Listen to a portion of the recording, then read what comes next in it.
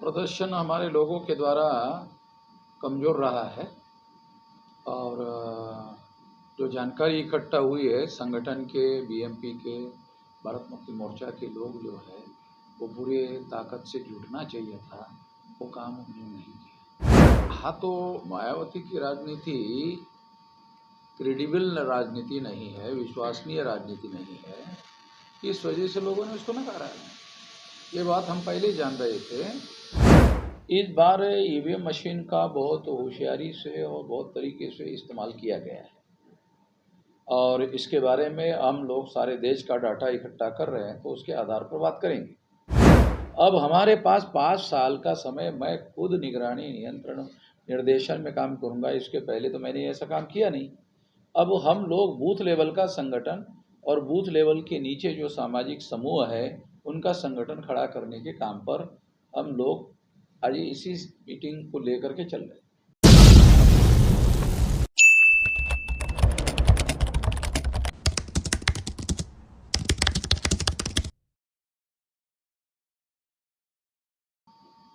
Sir, स्वागत है आपका हमारे चैनल पे।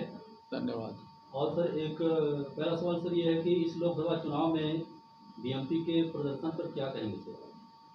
प्रदर्शन हमारे लोगों के द्वारा कमज़ोर रहा है और जो जानकारी इकट्ठा हुई है संगठन के, बीएमपी के, भारत मुक्ति मोर्चा के लोग जो है वो पूरे ताकत से जुटना चाहिए था, वो काम उन्होंने नहीं किया।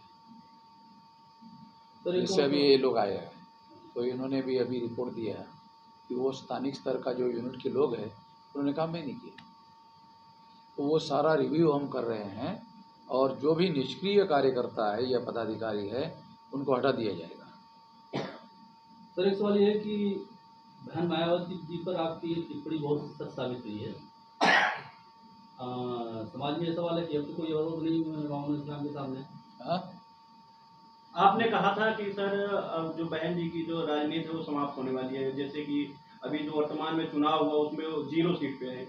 किस तरह देखते हैं सर? आपने पहले ही ये ऐलान कर दिया था कि जो बीएसपी है उस विचारधारा रखने के कारण उसके वोट बैंक जो 0 हो जाएंगे उसके। हाँ, तो मायावती की राजनीति क्रेडिबल राजनीति नहीं है, विश्वसनीय राजनीति नहीं है, इस वजह से लोगों ने उसको नकारा है।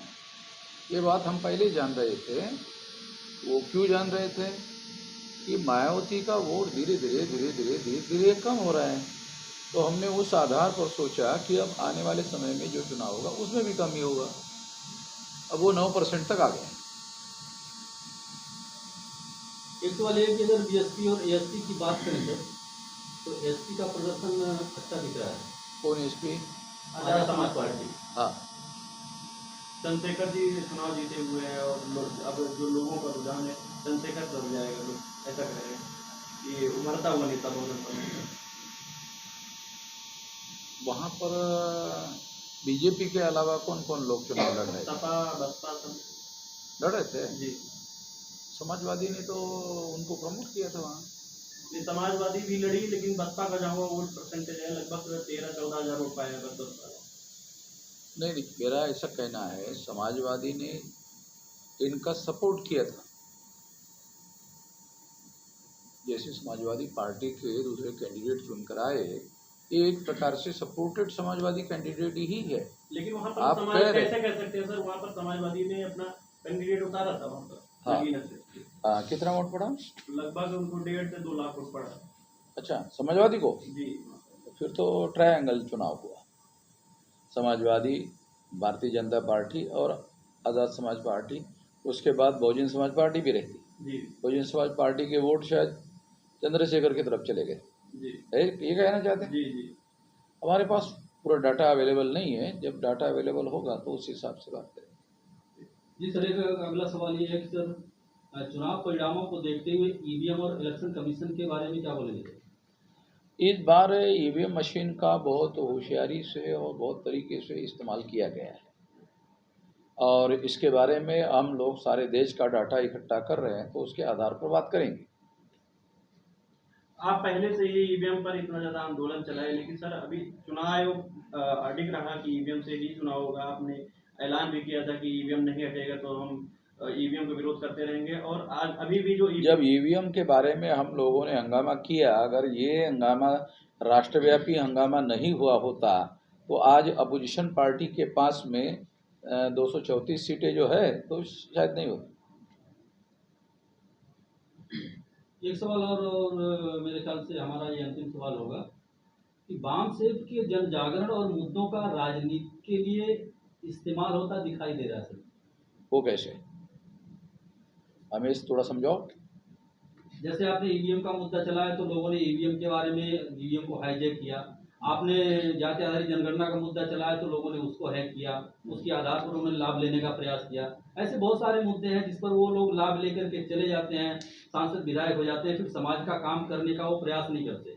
हाँ, तो फिर ये बातें आने वाले समय में, अब मान लो कि अभी चुनाव हुआ 24 को, अभी तो 29 को है ना, तो अब हम लोग आने वाले समय में 29 को चुनाव लड़ेंगे, तो 29 को चुनाव लड़ने के लिए 5 साल का समय है। तो 1 महीने का समय होता है चुनाव प्रचार करने का, बहुत ज़्यादा 1 महीना। अब हमारे पास 5 साल का समय, मैं खुद निगरानी नियंत्रण निर्देशन में काम करूंगा, इसके पहले तो मैंने ऐसा काम किया नहीं। अब हम लोग बूथ लेवल का संगठन और बूथ लेवल के नीचे जो सामाजिक समूह है उनका संगठन खड़ा करने के काम पर हम लोग आज इसी मीटिंग को लेकर के चल रहे हैं। अभी सर हाल ही में आपको देखा गया था शरद पवार और उद्धव ठाकरे से मिलते हुए। महाराष्ट्र में नहीं आगामी नहीं, चुनाव है पुरानी अभी, बात, ये चुनाव के पहले की बात है। अभी महाराष्ट्र में चुनाव है, क्या सर लगता है कि गठबंधन बनने की उम्मीद है, आप उस गठबंधन में शामिल होंगे? नहीं नहीं, जो आप बात कह रहे हैं वो चुनाव के पहले की बात है, उनका कहना था कि आप गठबंधन में शामिल हो जाओ। क्या ऐसा मामला बनेगा महाराष्ट्र को लेकर सर? अभी हमको, हमारे पास ऐसा कोई प्रस्ताव नहीं है, मगर सेंट्रल में इन लोगों की सरकार बीजेपी की बन गई तो इन वहाँ जो गठबंधन वाले लोग हैं, महाविकास आघाड़ी के लोग पवार साहब के नेतृत्व में है, उनको अभी बहुत ज़्यादा टसल का सामना करना पड़ेगा। तो ऐसी स्थिति में हमारा एक महत्वपूर्ण रोल हो सकता है। मेश्राम साहब, आपने राष्ट्रीय परिवर्तन मोर्चा बनाया हुआ था, हाँ, उसमें से कुछ जो मेंबर थे आपके वो छोड़कर इंडिया गठबंधन में चले गए, तो क्या आगाम राष्ट्रीय परिवर्तन मोर्चा के कौन घटक दल इंडिया गठबंधन में गए अभी हमारे पास जानकारी। राजकुमार सैनी वो आपके उसमें थे, उसके बाद वो चले गए इंडिया गठबंधन में। राजकुमार सैनी चले गए? जी, तो राहुल गांधी को उसमें प्रशांत हमने देखा, तो उसके समय हमारे पास ऐसी जानकारी नहीं है। अगर गए हैं तो उनको हरियाणा में शायद टिकट विकेट का वादा किया होगा कांग्रेस के लोगों ने। अभी हमारे पास जानकारी नहीं है कि वो पार्टी छोड़ करके चले गए, ऐसी जानकारी नहीं है। बहुत बहुत धन्यवाद।